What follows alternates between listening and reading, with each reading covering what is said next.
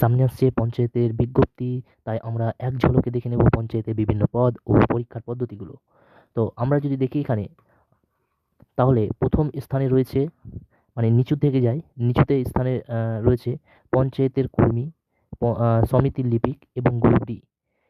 এটা মোট 50 মার্কের পরীক্ষা হয়, এবং যদি লিখি তো টোটাল 43 নম্বরের এটা হবে লিখিত পরীক্ষা, এবং 7 নাম্বার থাকবে এতে ইন্টারভিউ।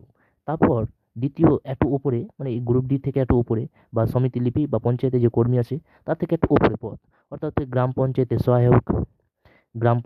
সহায়ক, ক্যাশিয়ার ও নির্বাচক সহায়ক, এগুলো কিন্তু গ্রাম পঞ্চায়েতের মধ্যেই। সেটা হবে মোট হবে 100 নম্বরের পরীক্ষা, যেহেতু একটু বড় পদ ওগুলো থেকে, তাই এটা হবে একটু বেশি নম্বরের পরীক্ষা। তো 100 নম্বরের পরীক্ষা হবে, আর লিখিত পরীক্ষা হবে 85, এবং ইন্টারভিউ হবে 15। এবার এর থেকে আরেকটু বড় পদ যেটা রয়েছে secretary, account clerk, typist, data entry operator ইত্যাদি। ডেটা এন্ট্রি অপারেটর আছে, সেক্রেটারি আছে, অ্যাকাউন্ট ক্লার্ক আছে এবং টাইপিস্ট আছে।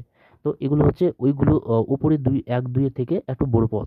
সেটা 100 নম্বরের পরীক্ষা হবে, 85 লিখিত হবে, এবং স্কিল টেস্ট অর্থাৎ কম্পিউটার টেস্ট। যেহেতু এখানে অ্যাকাউন্ট ক্লার্ক রয়েছে, টাইপিস্ট রয়েছে, ডেটা এন্ট্রি রয়েছে, তোমাকে কম্পিউটার অবশ্যই স্কিল জানতে হবে, এবং এটা রয়েছে কি 10 মার্ক রয়েছে এখানে ইন্টারভিউ।